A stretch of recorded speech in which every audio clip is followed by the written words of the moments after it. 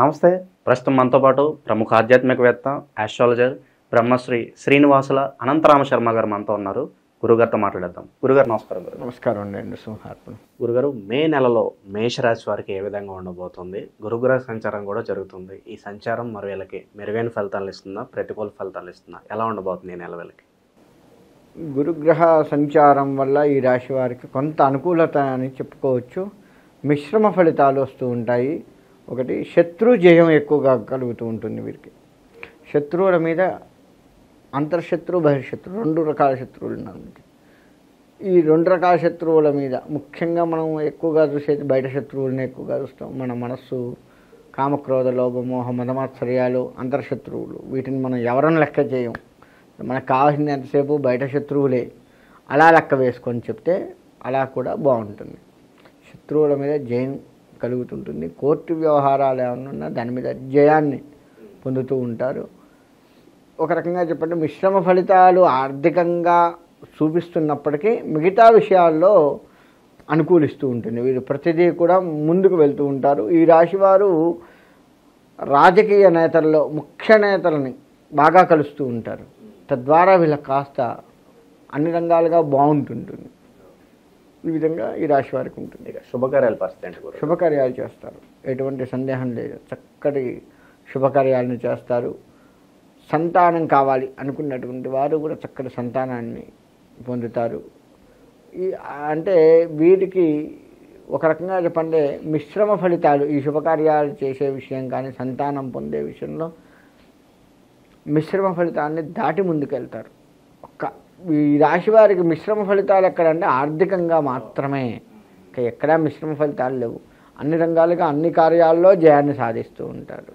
కాబట్టి సంతాన విషయంలో కానీ వివాహాలు చేసుకోవాలి అనుకున్నప్పుడు కానీ ఈ నెల అనుకూలంగా ఉంది. ఎలాంటి వ్యాపారాలు బాగా కలిసి వస్తాయి అంటారు వాళ్ళకి? వీళ్ళకి వ్యాపారం విషయానికి వస్తే వీళ్ళు ఏ వ్యాపారం చేసినా బాగానే ఉంటుంది. ఇందులో వీళ్ళు పప్పు ధాన్య వ్యాపారాలు ఇంకా బాగుంటాయి. అంటే వడ్ల వ్యాపారం కావచ్చు, పప్పు దినుసుల వ్యాపారాలు కావచ్చు, ఇవి ఇంకా బాగుంటాయి. ఈ రెండు రకాలుగా ఏది చేసినా బాగుంటుంది. విదేశీ ప్రయత్నాలు ఫలిస్తాయి అంటారు గురుగారు? విదేశాలకు వెళ్ళాలి అనుకున్నవారు నిరభ్యంతరంగా వెళ్ళవచ్చు హాయిగా. ఎందుకంటే వీళ్ళకి అనుకూలంగా ఉంది, హాయిగా వెళ్ళవచ్చు. ప్రేమ వివాహాలు ఎవరైతే చేసుకోవాలనుకుంటున్నారో వాళ్ళకి ఏదైనా మంచి న్యూస్ ఉందా? ప్రేమ వ్యవహారాల దగ్గరికి వస్తే పర్వాలేదు, చేసుకుంటారు. కొంత చిక్కుల్లో పడుతూ ఉంటారు. కానీ మొత్తానికైతే ప్రేమ వివాహాలు చేసుకుంటారు. చెప్పి కానీ చెప్పక కానీ, ఈ రెండు రకాలుగా. ఇంట్లో పెద్దవాళ్ళు ఒప్పించి చేసుకునేవారు ఎక్కువగా ఉంటారు. ఏం కాదు, కాలం అట్లా ఉంది, అదో ఏదో పెద్దవాళ్ళకి ఏదో ఒక మాట చెప్పి అనుకున్న వారిని చేసుకోవడం బాగుంటుంది. కొంత లేచిపోయి చక్కగా చేసుకొని ఉండేవాళ్ళు ఉంటారు.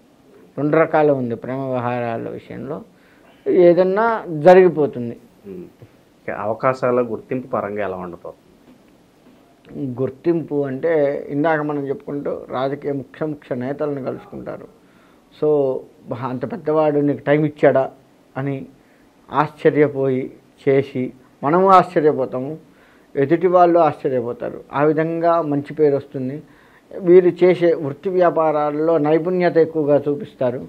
అది కూడా మంచి పేరుని తీసుకొస్తుంది. మంచిగా సెటిల్ అయిపోయినాడు, మంచి ఉద్యోగంలో సెటిల్ అయినాడు, మంచి పేరు సంపాదించుకుంటున్నాడు అని అన్ని రకాలుగా వీళ్ళకు మంచి పేరు వచ్చే అవకాశం కనపడుతుంది. ఉద్యోగస్తులు ప్రమోషన్లు, ట్రాన్స్ఫర్లు ఆశిస్తూ ఉంటారు. వాళ్ళకి ఏమైనా మంచి ఫలితాలు ఉంటాయి? ప్రమోషన్స్ అయితే కొంచెం కష్టం.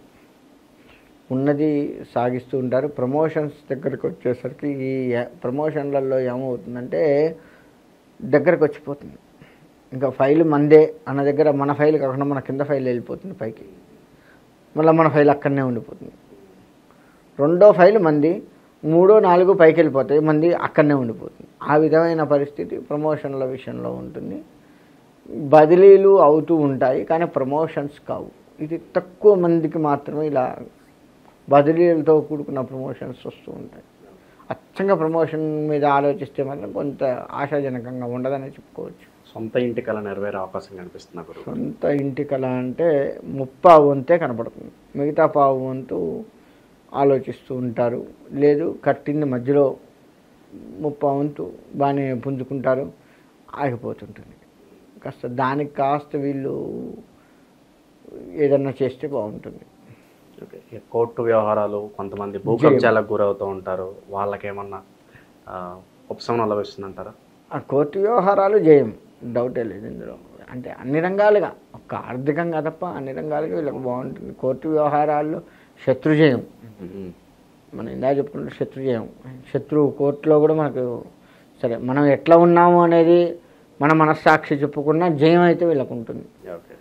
ఇక అనుకోని ప్రయాణాలు ఏమైనా సూచిస్తున్నాయా? అనుకోని ప్రయాణాలు కొంత ఉన్నది. అన్ని రంగాలుగా వెళ్ళరు, కొంతమంది వెళ్ళే అవకాశం కనపడుతుంది. ప్రయాణాల్లో కూడా దూర ప్రయాణాలు ఎక్కువగా వెళ్తూ ఉంటారు. ఇక చాలా ఇంకా మెరుగైన ఫలితాల కోసం వీళ్ళు ఎలాంటి రెమెడీస్ చేసుకోవాలి గురుగారు? వీళ్ళు నరదృష్టికి సంబంధించి చేసుకోవాలి. నరఘోషకు సంబంధించి వీళ్ళు ఎన్ని చేసినా తక్కువేనే చెప్పుకోవచ్చు. ఎందుకంటే వీళ్ళకి అది బాగా ప్రస్ఫుటంగా కనపడుతూ ఉంది. వీళ్ళు వ్యాపారం అయితే గుమ్మడికాయ మార్చుకోవడము, నిమ్మకాయ తిప్పి వేసుకోవడము, ఇటువంటి ఏమన్నా చేస్తూ ఉండాలి. ఈ మధ్య మనకి సాయిబులు వచ్చి నిమ్మకాయలు మిరపకాయలు కలిపి గుచ్చి వెళ్తుంటారు, అటువంటివి చేసుకోవడం. ధూపం ఎక్కువగా వేయడం వ్యాపారాలలో, అట్లా చేసుకుంటే బాగుంటుంది. ధూపం అంటే అది కూడా సాయిబులు వేస్తుంటారు, మనమైనా సరే సాంబ్రాణి ప్రతిరోజు వేసుకుంటే మంచిది.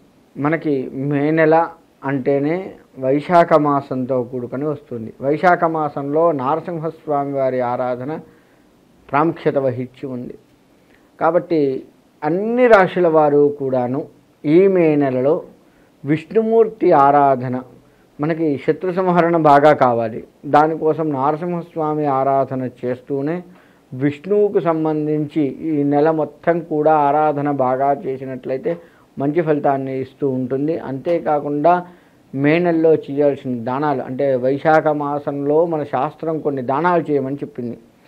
అంటే వస్త్రదానము, నీటి దానము, నీళ్లు కూడా వైశాఖ మాసంలో దాహార్తి తీరుస్తూ ఉంటాయి కాబట్టి అటువంటి దానము, అంతేకాకుండా ఛత్రదానము, చెప్పులు దానము, ఇటువంటివన్నీ కూడా పాదుక దానం అంటారు. ఇటువంటి దానాలు కొన్ని చెప్పబడి ఉన్నాయి.